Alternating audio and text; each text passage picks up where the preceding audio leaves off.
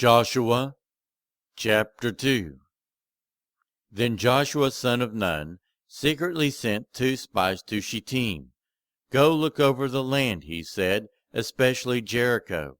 So they went and entered the house of a prostitute named Rahab, and stayed there.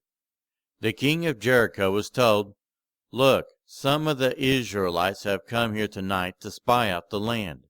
So the king of Jericho sent this message to Rahab: "Bring out the men who came to you and entered your house, because they have come to spy out the whole land." But the woman had taken the 2 men and hidden them. She said, "Yes, the men came to me, but I did not know where they had come from. At dusk, when it was time to close the city gate, they left.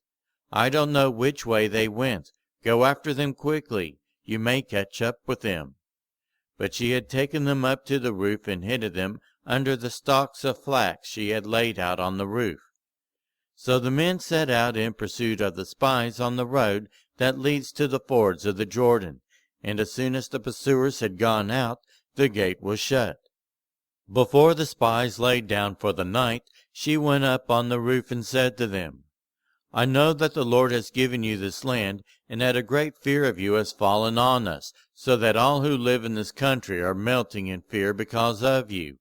We have heard how the Lord dried up the water of the Red Sea for you when you came out of Egypt, and what you did to Sihon and Og, the 2 kings of the Amorites east of the Jordan, whom you completely destroyed.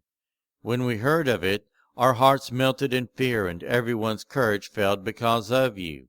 For the Lord your God is God in heaven above and on the earth below. Now then, please swear to me by the Lord that you will show kindness to my family, because I have shown kindness to you.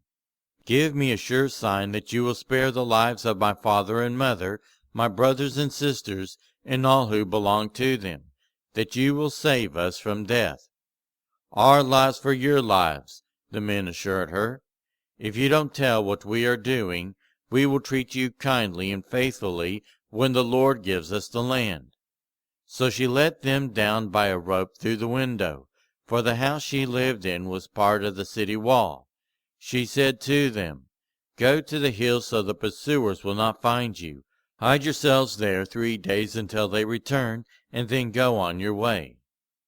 Now the men had said to her, "This oath you made us swear will not be binding on us unless, when we enter the land, you have tied this scarlet cord in the window through which you let us down, and unless you have brought your father and mother, your brothers, and all your family into your house. If any of them go outside your house into the street, their blood will be on their own heads. We will not be responsible. As for those who are in the house with you, their blood will be on our head if a hand is laid on them. But if you tell what we are doing, we will be released from the oath you made us swear." "Agreed," she replied. "Let it be as you say." So she sent them away, and they departed, and she tied the scarlet cord in the window.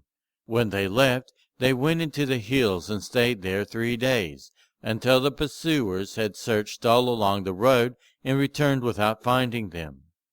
Then the 2 men started back. They went down out of the hills, forded the river, and came to Joshua son of Nun, and told him everything that had happened to them.